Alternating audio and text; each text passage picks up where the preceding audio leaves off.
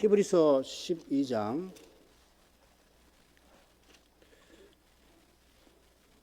14절부터 17절까지 낭독하겠습니다. 모든 사람으로 더불어 화평함과 거룩함을 좇으라. 이것이 없이는 아무도 주를 보지 못하리라.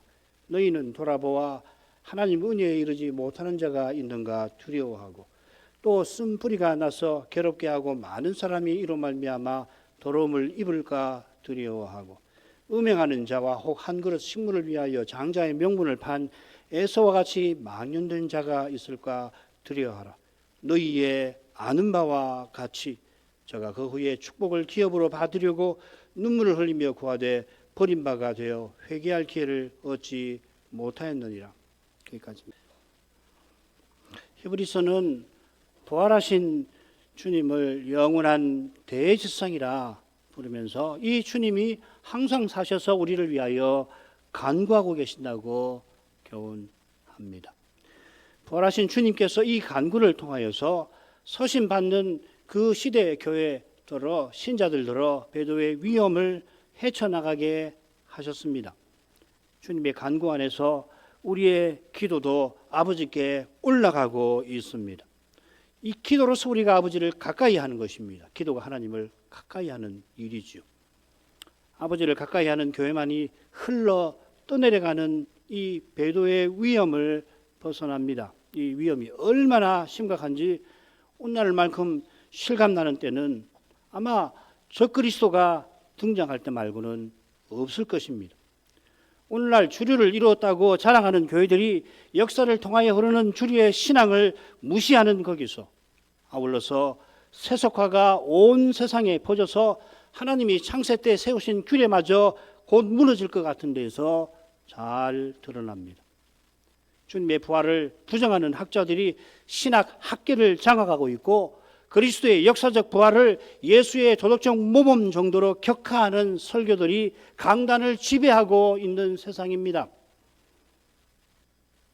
신자들이 혹 흘러 떠내려갈까 염려했던 선제도 만일 오늘날 이 배도의 현상을 물결을 보면은 깜짝 놀랄지 모릅니다. 이 정도일까? 그러나 바로 이 사실이 주님의 간구를 가리킵니다. 우리 눈을 주님께로 향하게 합니다. 주님의 간구가 아니면 이미 모든 교회가 엄청난 배도의 물결에 휩쓸려 갔을지도 모를 일입니다. 베드로가 가룟 유다와 달리 돌이켜 주님의 양무리를 먹일 수 있었던 비결이 오직 주님의 간구에 있었듯이, 간구하시는 주님께서 구원의 주로서 이 순간에도 주님의 교회를, 우리를 아버지께로 이끌고 계시는 것입니다. 친히 주님의 부활을 입증하시되 주님의 몸과 지체를 통하여 부활의 능력을 드러내시는 방식으로 입증하고 계시는 것입니다. 이걸 누가 볼 수가 있겠습니까? 선지자의 교훈을 통하여서 우리가 그것을 생각해 보도록 하십시다. 낭독한 본문은 히브리서의 결론입니다. 위에 그 도표, 강설지 맨 위에 도표를 보면은 이 7개로 나누어서 6번째 결론에 해당됩니다. 그러니까 당연히 서론과 짝을 이루죠. 얼마나 짝을 이루는지 결론을 살펴가면서 확인을 하게 될 텐데 놀랍습니다. 성경은 너무너무 놀랍습니다. 얼마나 짝을 이루는지 예를 들면 천사를 한번 보십시오. 이 천사라는 말이 이 결론과 서론에 대거 나옵니다. 사실상 여기 다 나온다고 볼 수 있습니다. 천사가 히브리서에 모두 13번이 나와요. 결론에 2번, 그리고 짝을 이루는 서론에 10번이 몰려 있습니다. 나머지 한 번은 1장 4절인데 1장 4절은 머릿말로 볼 수도 있고 서론의 처음으로 볼 수 있고 우리는 그렇게 봤습니다. 뭐 이러면 전부 이 서론과 결론에 천사라는 낱말이 다 나온다는 이야기죠. 이건 우연이 아닙니다. 선자의 머릿속에 그게 들어가 있는 거예요. 낱말은 물론이고 교훈에서도 놀라운 상응이 드러날 겁니다. 이걸 왜 강조하느냐면 하나님 말씀의 그 심오함에 대해서 강조하기 위함이고, 성경을 어떻게 읽어야 할 건가 이런 데서 힌트를 얻기 위함입니다. 자, 결론 부분 갑시다. 셋으로 나눠보겠습니다. 오늘 읽은 부분이 머릿말 같은데 배도에 대한 마지막 경고가 됩니다. 그리고 12장 18절부터 29절에서는 신약교회가 하늘 성전에 이르렀다. 배도의 위험이 있지만 이미 답을 주님이 주셨다는 거고요. 13장 1절부터 19절에서는 예배와 삶을 통해서 하나님을 가까이 하라는 권면들이 10몇 가지가 나올 겁니다. 서론 1장 4절부터 2장 18절까지든가요. 2장 마지막까지 한가운데 2장 1절부터 4절에 배도에 대한 첫 경고가 나왔죠. 마지막 경고가 결론에서는 첫째 단락에 등장합니다.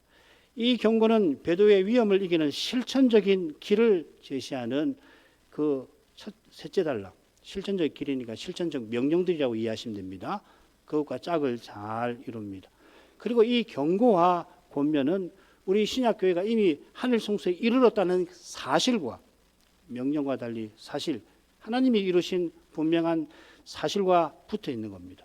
이 위대한 사실이 배도를 이길 힘을 주고 있고 예배에서 이 힘을 얻게 하시고 또한 하늘 성소로 들어가는 길을 열어주는 것입니다. 실천적 명령을 이루어 나갈 수 있는 힘을, 원동력을, 빛을 보게 한다 이 말이죠.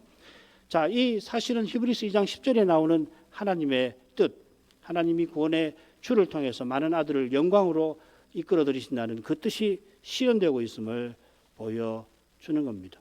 2장에서 이미 이야기한 그 뜻이 성취가 되어 있다. 이미 부분적으로, 근본적으로 성취되었다. 그게 히브리서 12장 22절부터 나오는 바로 그 내용인 겁니다. 자, 첫째 오늘 읽은 부분으로 가죠.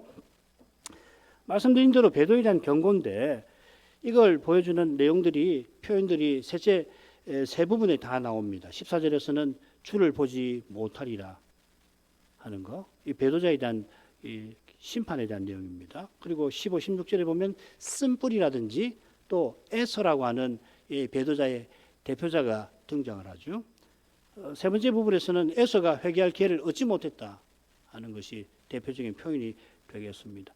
첫째 부분은 화평함과 거룩함을 좇는 것이 배도의 위험에 처한 교회가 힘써야 할 이름을 교훈하고 있습니다. 그럴 때에 배도의 위험을 돌아보는 태도가 필요하다고 둘째 부분에 보여주고 있습니다.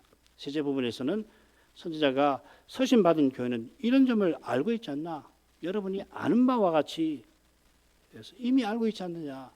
그 점을 강조하고 있는 겁니다. 자, 이런 셋으로 나눠보죠. 먼저 14절로 그러면 가보도록 하겠습니다. 모든 사람으로 더불어 화평함과 거룩함을 좇으라. 이것이 없이는 아무도 주를 보지 못하리라.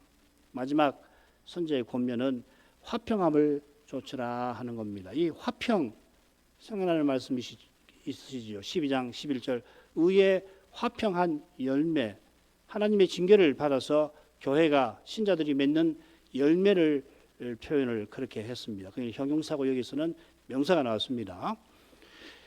교회가 믿음의 경주를 인내로 경주할 때에 마침내 의의 열매를 맺습니다. 바울 사도가 세상 끝날 때, 날이 가까울 때 선한 싸움을 싸우고 나의 달려갈 길을 마치고 믿음을 지켰다 고백한 다음에 의의 면류관이 나를 기다린다 했는데 그 의의 면류관이 의의 열매와 아마 비슷할 겁니다. 이 의라고 하는 것은 하나님을 영원히 가까이 하는 법적 자격을 가리킬 겁니다. 하나님을 가까이 하는 거기에 평강이 약속되어 있습니다. 선지자가 서신 끝에 하나님을 평강의 하나님이라 하며 하나님의 복을 구하지요. 축도로도 쓰이는 그 부분 말이에요.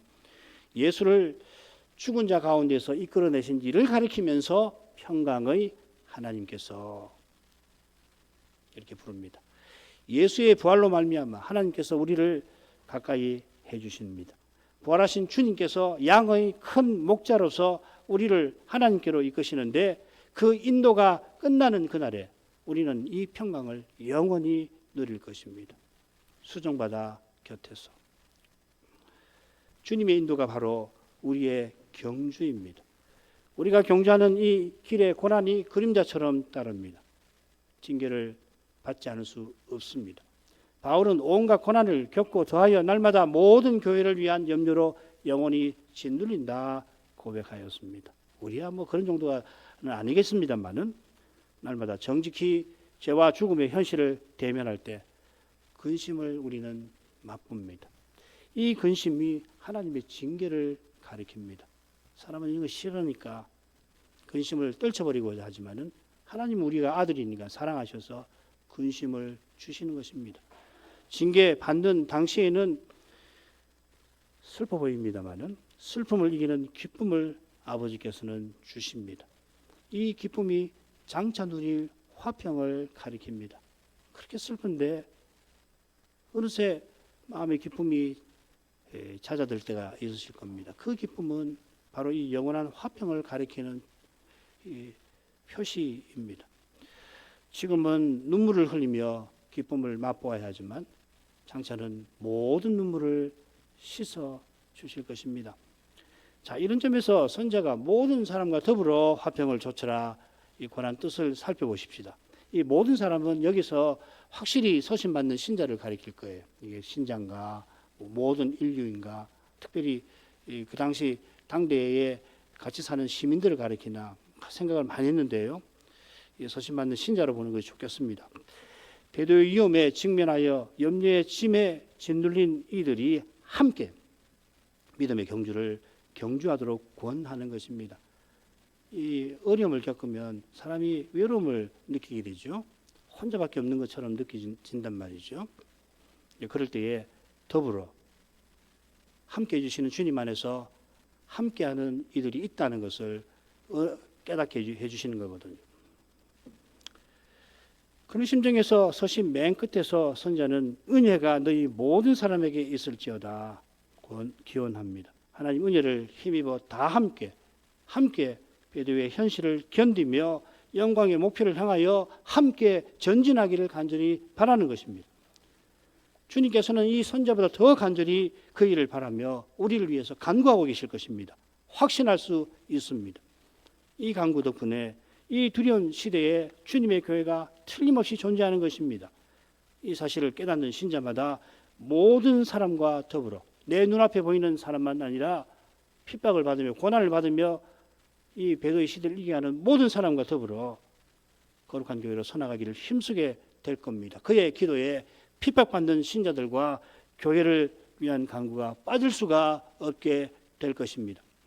선자는 평강과 더불어 거룩함을 추구하라고 권합니다. 이 거룩함도 모든 사람과 더불어 추구할 것인데 거룩함이 없이는 아무도 주를 보지 못할 것이라 덧붙이면서 평강과 거룩함을 좀 떼어놓는 것 같아요. 모든 사람과 아무도 영어로 좀 쓰겠습니다. Everyone, no one. 아주 묘한 대조를 자아내면서 선자는 거룩함을 조처라 권면합니다.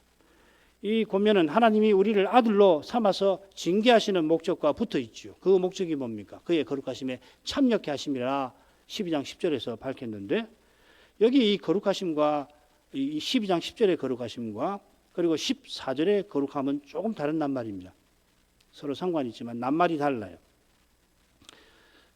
그 설명을 간단히 드리겠습니다. 그의 거룩하심에 참여한다는 것은 장차 하나님의 거룩하신 영광을 영원히 배웠고 그 영광을 영원히 드러내는 것을 가리킬 겁니다. 이게 바로 주를 보지 못하리라 하는 표현에 암시되어 있는 그걸 뒤집으면 우리에게 주실 약속이 바로 그것이라는 것을 알 수가 있죠. 장차 우리가 주를 계신 그대로 볼 것입니다. 주의 영광이 우리를 주님처럼 변화되게 할 것입니다. 그때 우리는 삼위의 영광에 영원히 다가가게 될 것입니다. 영원이 무엇인지를 실감하게 될 것입니다. 여기서는 영원 잘 몰라요. 시간에 철저히 매여 있어서 영원 하면 시간이 계속해서 지속되는 정도로만 생각이 쉬운데 영원은 그런 거 아닙니다. 따라서 그 영혼에 들어가지 않고서는 이 영혼이 뭔지 잘 몰라요.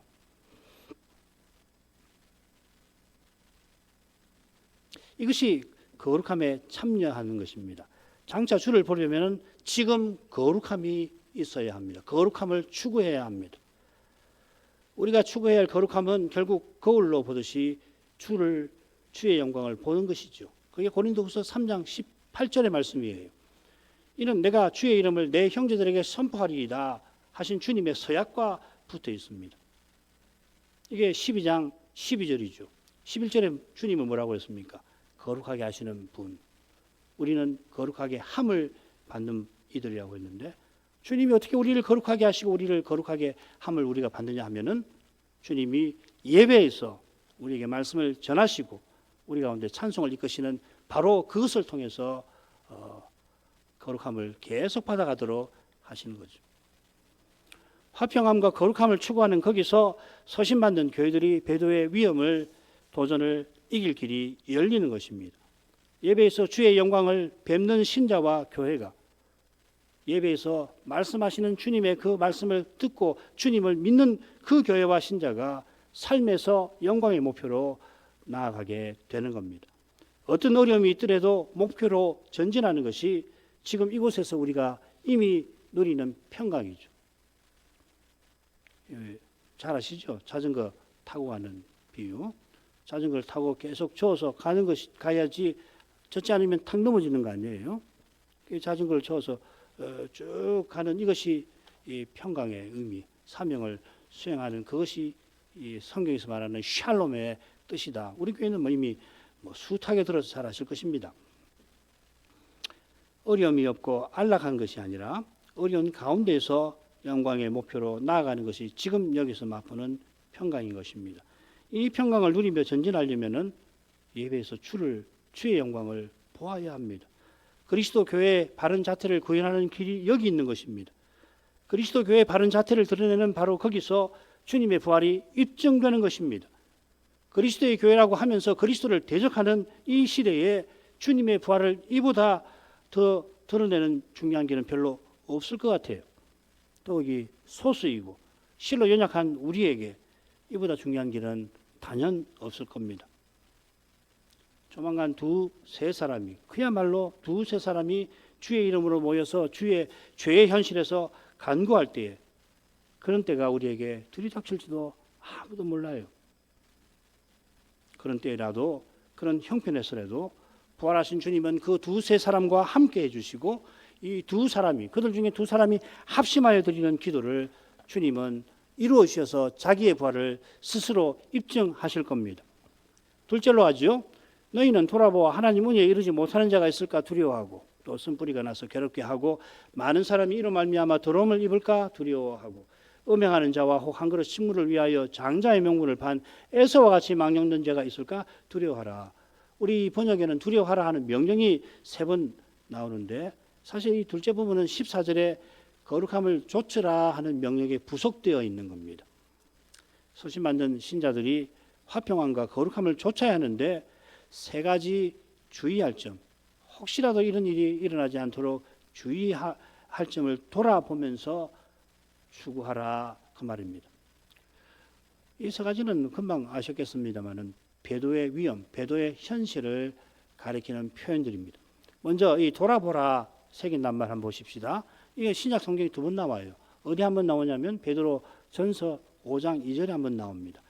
너희 중에 있는 약물이 하나님의 약물을 지레 부득이함으로 하지 말고, 여기 하지라고 하는 말이 돌아보아라는 말을 이렇게 새겨놨어요.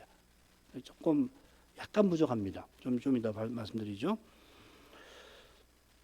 베드로 사도가 에베소 장로들에게 권하는 말씀이죠. 자기를 함께 장로된 사람이라 하고서 그리스도의 고난의 증인이요 나타날 영광에 참여할 자라 밝히면서 이런 권면을 하고 있습니다.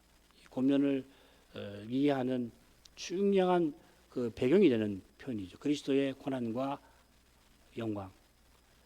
그래서 이것은 이 세상에서 나그네로 살아가는 삶이 그리스도의 고난과 부활과 붙어 있음을 암시하는 거죠. 그래서 밑에 나오는 도표 기억하시죠, 그죠? 이 베드로 전서 맺은 말을 3부분 나누었는데 똑같이 그리스도의 고난과 영광을 배경으로 하고서 맺은 말을 전개하고 있습니다. 다른 말로 하면 우리의 삶은 그리스도와 함께한 삶입니다. 장차 그리스도의 영광에 나아가기 위해서 지금 우리가 그리스도의 고난에 참여합니다. 이게 우리의 지금 이곳의 삶입니다. 이거 말고 다른 삶 없어요. 이거 말고 다르게 영광에 들어갈 수 있는 길이 제시되어 있지 않다 이 말이죠. 고난은 어제 출중한 어떤 뛰어난 신자들만 받는 그런 특별한 거고 나머지 신자들하고는 아무 상관없는 그런 것이 아니라 사도 선지자는 물론이고 모든 신자가 이렇게 살아야 그리스도와 함께 영광이 들어간다고 사도는 가르치고 있는 것이에요. 히브리서도 마찬가지죠. 아들이 아니면 사생자면 아버지가 징계 안 하신다. 고난 안 주신다. 줄 필요가 없다는 것이죠. 장로는 누구보다 그런 삶을 살아야지 맡은 직무를 감당할 수 있는데 그 맡은 직무가 양무리를 치는 것이라 되어 있죠. 그래서 이 직무를 어떻게 담당해야 할까? 2절 3절에서 세 가지로 요약하는데 셋째가 참 흥미로워요. 5에 강조할 내용하고 붙어 있는데 맡기운 자들에게 주장하는 자세를 하지 말고 오직 양무리의 본이 되는 것이다 했습니다. 이게 무슨 말이냐면 세상 통치자처럼 자기의 영광, 더 말하면 더러운 이익, 권력, 명예 위하여서 다른 사람 주장하지 말고 우리의 유익을 위해서 도리어 섬기신 그리스도를 본받으라 이 말이죠. 양무리의 본이 되라 하는 말이 도덕적으로 훌륭한 사람들이라는 말 정도가 아닙니다. 그리스도의 순종의 본, 섬기는 본은 도덕적 윤리보다 훨씬 뛰어난 것이죠. 그걸 그렇게 해석해 가지고서 직분자는 도덕적으로 나아야 된다, 흠이 없어야 된다, 그런 정도로 해석하는데 그건 좋은 해석 아니에요. 우리가 도덕적 사람이 되려고 사는 거 아니잖아요. 그리스도를 드러내려고 사는 거 아닙니까? 그게 종교와 윤리의 차이점 아니에요? 이 차이점을 놓치고 흐리게 하고 심지어 종교를 도덕으로 만드는 시대가 바로 이 시대입니다. 배도의 시대라고 할 때 뭐 악마들이 출몰하는 그런 시대 말을 이야기하는 거 아닙니다. 종교를, 신앙을 도덕으로 격화시키는 시대예요. 도덕이 전부라고 하는 시대입니다. 사람이 선한 사람으로 살면 족하다는 거예요. 그러니까 부활이 무슨 필요가 있습니까? 영원한 나라가 뭐가 필요했습니까? 이마누엘 칸트가 영구적 평화론이라고 하는 걸 이야기할 때 그 영구적 평화가 뭡니까? 시민사회 만들어서 살아있는 동안 도덕적으로 법을 만들어서 서로 대화해서 세계 평화에 기여하자는 거 아니에요? 그게 무슨 하나님 나라입니까? 칸트가 그걸 하나님 나라로 썼거든요. 그게 그 철학책에 나옵니다. 어림없는 이야기죠. 그의 논리가 지금 통하고 있는 시대예요. 정신 차려야 합니다. 아니면은 좀 더 선량한 도덕적인 사람 되는 것이 기독교라고 다들 생각하고 있단 말이죠. 개인 도덕이 아니면 사회 도덕을 힘쓰고 어디 가서 봉사활동하고 가난한 사람 돕고 아니 그 정도 안 되니까 정치에 참여해가지고서 사회적인 제도를 개혁하는 것이 기독교의 본령인 것처럼 이야기하고 있지 않습니까?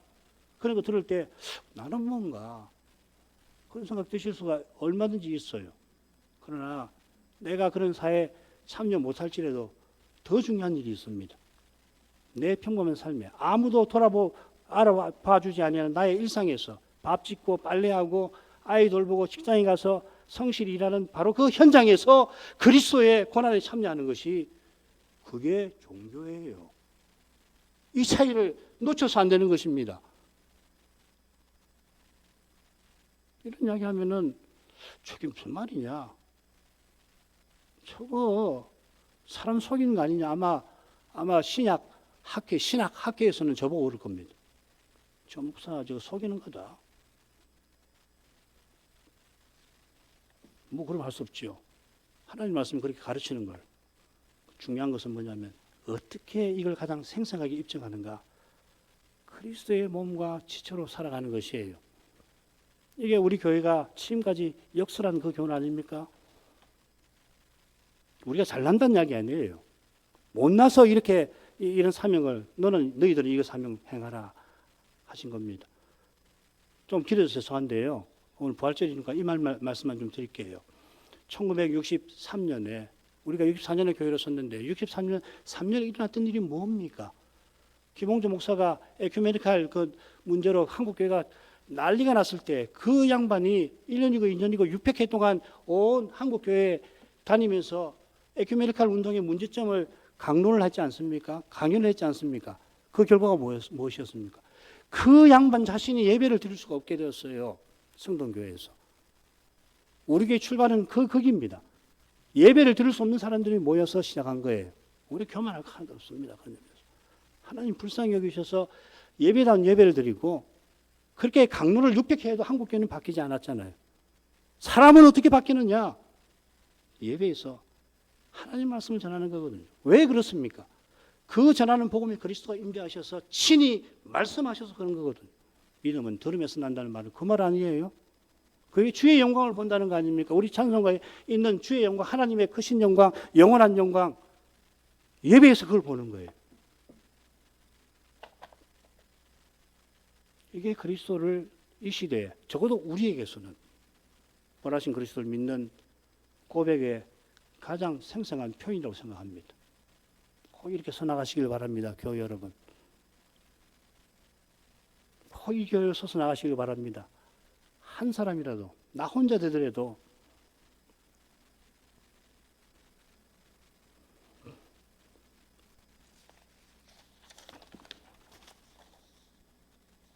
그런 내용이고요. 6쪽으로 가십시다. 결론만 말씀드리죠. 이 취대하고 부득이함으로 하지라고 했는데 이 하지라는 말이 돌아보아입니다. 결론은 이 돌아본다는 말은 신망이라는 표현입니다. 그걸 설명하느라고 좀 길었습니다. 요건데 15절에 돌아본다는 것은 장로의 직무를 암시하는데 셋째 단락을 오늘 가서 읽어보십시오. 특별히 7절, 17절. 이게 아주 중요한 이 셋째 부분의 명령들을 이해하는 데서 이 핵심이 되는 표현들이거든요. 거기 보면은 인도하는 자가 나오죠. 너희를 인도하는 자. 그 장로를 암시하는 겁니다. 둘째 대목에서는 복종이라는 낱말을 특별히 썼죠. 역시 같은 주제입니다. 고난받고 부활하신 주님이 오는 세상을 다스리시는데 아직 만물이 다 복종한 상태가 아닙니다. 이걸 가장 생생하게 보여주는 현실이 배도 아니고 뭡니까? 그렇죠. 안 믿는 사람이 주님을 복종 안 하는 것은 어떻게 보면 그럴 수 있는 거 아니에요. 문제는 그 주님을 믿는다고 하는 사람이 복종을 하지 않는, 오히려 대적하는, 이게 배도 아니에요. 그 주제가 서신받는 신자들이 장로처럼 돌아보아야 할 세 가지 내용에 다 나옵니다. 하나님 은혜에 이르지 못하는 자가 있을까 두려워하라. 비슷한 표현이 뭐냐면 그의 안식에 들어갈 약속이 남아있을지라도 너희 중에 미치지 못할 자가 있을까 같은 말입니다. 하나님 은혜에 이르지 못하는 것은 짝을 이루는 부분에서는 이같이 큰 구원을 등한시하여서 흘러 떠내려가는 것이죠. 배도는 쓴뿌리가 나서 괴롭게 하고 많은 사람이 이로 말미암아 더러움을 입는 겁니다. 이 배경이 되는 게 신명기 29장 18, 19절입니다. 이게 읽어보면 이 배도를 이야기한다는 금방 알 수 있어요. 뭐 길게 설명하지 않겠습니다. 돌아가셔서 신명기 28장, 29장 18, 19절 읽어보시면 되고, 더러움이라고 하는 건 역시 이 배도와 우상 섬기는 것과 관계되는 표현이라는 걸 우리가 레위기에서 공부를 이미 했죠. 백성 중에서 끊어지는 죄를 가리킵니다. 셋째, 배도자의 대표가 등장합니다. 에서입니다. 음행하는 자, 망령된 자라 했죠. 이 망령된다는 말은 거룩함에 정반대되는 겁니다. 배도가 정반대되는 거 아닙니까? 에서가 망령되었다라고 하는 것은 한 그릇 식물을 위해서 장자의 명분을 판대서 잘 드러납니다. 장자의 명분이 뭡니까? 언약에 구설어서 언약 백성이 하나님 예배하며 하나님을 섬기는 거룩한 사명을 이루도록 하는데 봉사하는 자 아닙니까? 아브라함 같이. 에서는 배고픔 때문에, 그 일시적인 배고픔 때문에 이 거룩한 것을 짓밟았습니다. 이게 얼마나 무서운 일이에요. 사람이 배고프면 참지 못하는 건 마찬가지인데 뭐 열흘 굶은 것도 아니고 3일 굶은 것도 아니고 조금 기다리면 저녁 식사를 얼마든지 먹을 수 있는 현실인데도 아이고 배고픈데 장자의 명분을 그걸 팔라고 하는 사람도 나쁜 사람이죠. 야곱도. 그런데 이걸 팔아버렸어요. 그래서 그런 점에서 음행하는 자라고 부르는 겁니다. 이 도덕적으로 간음한다는 이야기가 아니라 거룩하신 하나님을 저버리고 자기 행복과 영광을 쫓았다 그 말입니다. 세 번째 부분으로 가죠. 너희 아는 바와 같이 저가 그 후에 축복을 기업으로 받으려고 눈물을 흘리며 구하되 버림바가 되어 회개할 기회를 얻지 못하였느니라. 첫째 부분에서 14절에서 권면한 그 권면을 좇아야 할 이유를 제시하고 있습니다. 이는 너희가 이런 것을 알기 때문이다. 가운데 14절부터 16절이 길어가지고서 놓치기 쉬운데 17절에서 말하려고 하는 것은 이렇습니다. 여러분이 배도가 얼마나 두려운 것인지 에서의 예를 통해서 잘 알고 계시지 않습니까? 그러니 제 권면을 잘 받아주십시오. 그 권면조차 살아가십시오. 그 말이에요. 소신받는 신자들만 아니라 신약 신자라면 이어지는 사건 잘 알죠. 에서가 그 후에 축복을 기업으로 받으려고 했습니다. 뒤늦게라도 언약의 복을 참으로 원했다는 말 아니지요. 에서는 야곱에게 속은 후에도 뭘 원했냐면 지상의 복이었습니다. 이삭이 속아 축복하면서 언약의 약속과 더불어 그 언약이 이루는데 필요한 온갖 복을 야곱을 위해서 빌었죠. 아버지 이삭이 내가 내게 무엇을 할 수 있으랴 그렇게 에서에게 말합니다만 아버지의 빌복이 이 하나뿐입니까? 또 있지 않습니까? 에서는 떼서는 아이 마냥 지상의 복을 원했습니다. 그렇기 때문에 그는 원하던 복을 받지 못하는 정도가 아니라 버림바 되었습니다. 8번 신약 성경이 나오는데 흥미로운 것은 7번은 사람에게 버림받으신 예수님께 쓰여요. 그가 정반대되는 의미로 에서는 하나님께 버림받습니다. 이게 회개할 기회를 얻지 못했다 하는 말입니다. 에서가 눈물을 흘리며 지상의 복을 구했지만 복도 얻지 못했을 뿐만 아니라 회개할 기회도 얻지 못한 것입니다.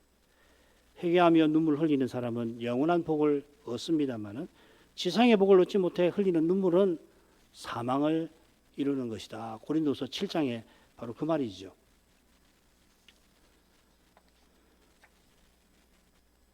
세상 근심은 사망을 이루는 것이니라. 세상 근심이 뭡니까? 세상 행복을 어떻게 하면 얻을까? 전전긍긍하는 거 아니에요? 사망을 이루는 것이에요. 무서운 말씀입니다. 세상 염려, 재리의 유혹, 일락을 부딪히지 않으면 말씀 못 깨닫습니다. 그 말씀만 가지고 구원 못 받는다는 이야기는 아닌데, 그러나 세상 염려에 매이면은 흘러 떠내려가는 거예요. 그럴 갈 수 있는 위험이 있는 거라고. 이 시대가 그런 시대입니다. 제가 세상 염려가 뭔지 몰라서 쉽게 말하는 거 아닙니다. 사도나 선자가 주님이 그걸 몰라서 그렇게 하시는 거 아니죠. 모든 염려를 주님께 다 맡겨야 해요. 오늘도 내일도 오늘 맡겼으면 내일도. 그러고서 눈을 부활하신 주님께로 향하고 오늘 나에게 생명을 주신 뜻이 뭔가? 내가 무엇 때문에 오늘 사는가? 청년 여러분, 영원한 가치, 영원히 이어질 가치가 어디에 있는지를 잊지 말고 하나님 나라와 하나님의 의를 구하시길 바랍니다.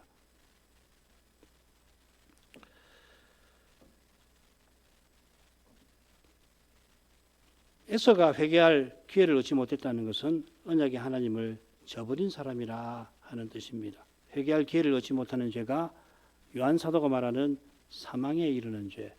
이 죄를 위해서는 간과죄 하지 말라 했죠. 자, 넘어가죠. 이런 내용을 참조할 때 17절 처음에 너희 아는 바와 같다 한 것은 서신받는 교회들이 배도의 위험에 관해서 익히 알고 있다는 뜻입니다. 선자가 이미 배도의 위험에 관해서 교훈하였습니다.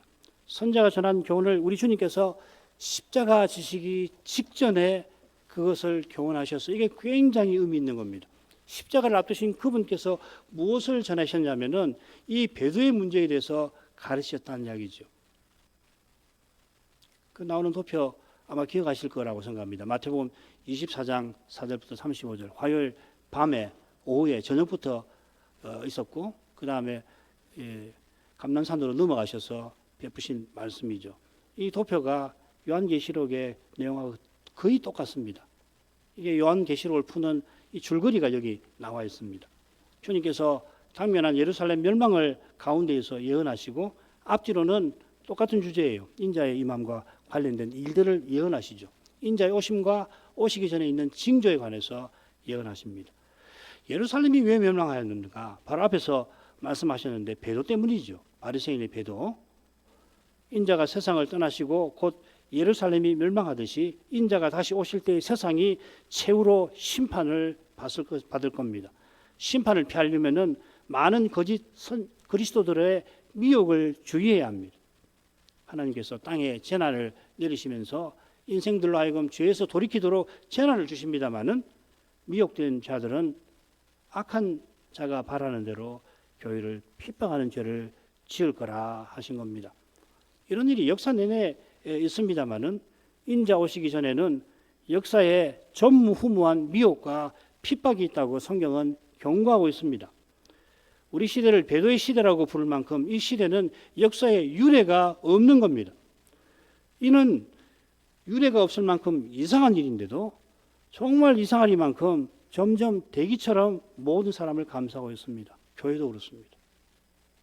배도의 시대, 그게 뭔 말이냐? 놀라운 일 아니에요? 달리 말하면 사람이 아무리 이성적으로 똑똑하다고 해도 신령한 일은 분별 못하는 겁니다. 오히려 반대일 수 있죠. 사도는 저희가 평안하다, 안전하다 할 그때의 주의 날이 도둑같이 이를 것이라고 경고합니다. 이런 경고를 듣더라도 깨닫지를 못하면은 모든 들은 말씀을 더 간절히 삼가지 아니하면은 모두가 평안하다. 내 주위는 모두가 다 평안하다고 그래요.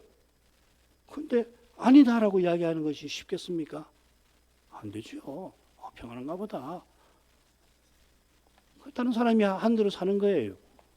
주위에 있는 모든 사람이 하는 대로 따라가게 되어 있는 거란 말이죠. 그때 주님이 오십니다. 그때. 이건 날마다 자기를 부인하지 않고서는 그 다음 이어하시죠.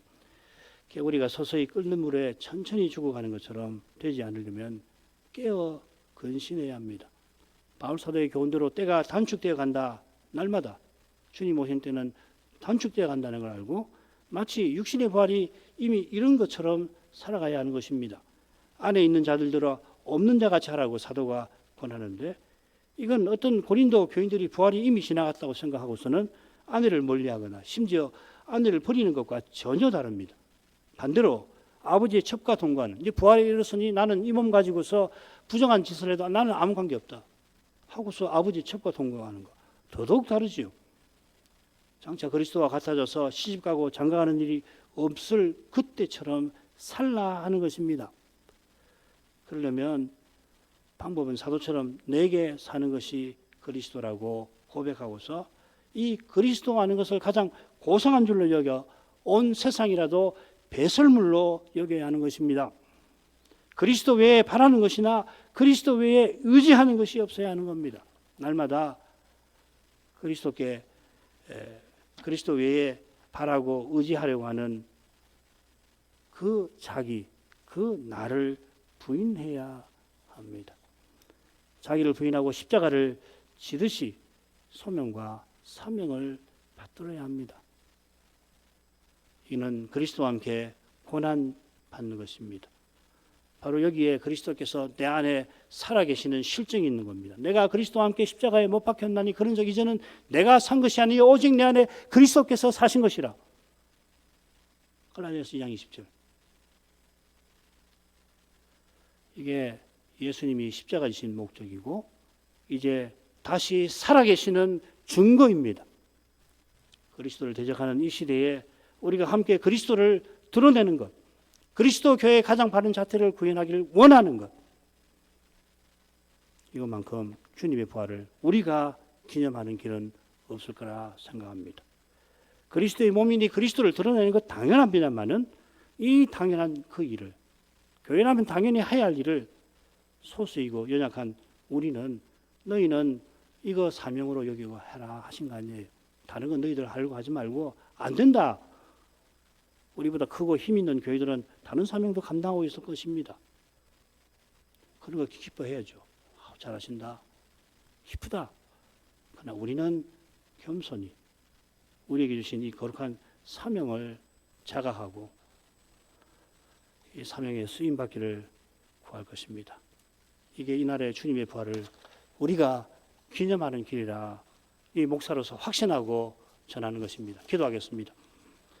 거룩하신 아버지, 신약의 선자가 서신받는 교회를 위한 말씀을 다 전한 터에서 이제 결론으로 베푼 그 교훈을 저희가 오늘 조금 살피게 하셨습니다. 이 교훈이 이 시대 교회도 실로 적실하고 또 절실한 것을 깨닫게 됩니다.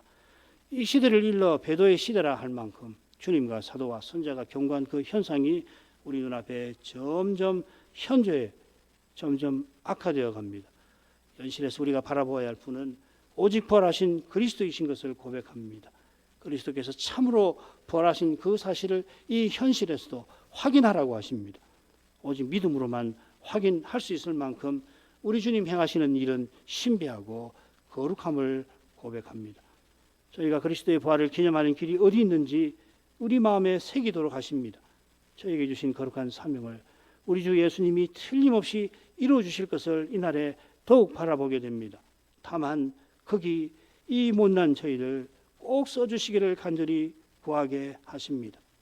이를 위하여 주님 지금 우리를 위해서 간구하고 계심을 믿습니다. 예수님 이름으로 기도합니다. 아멘.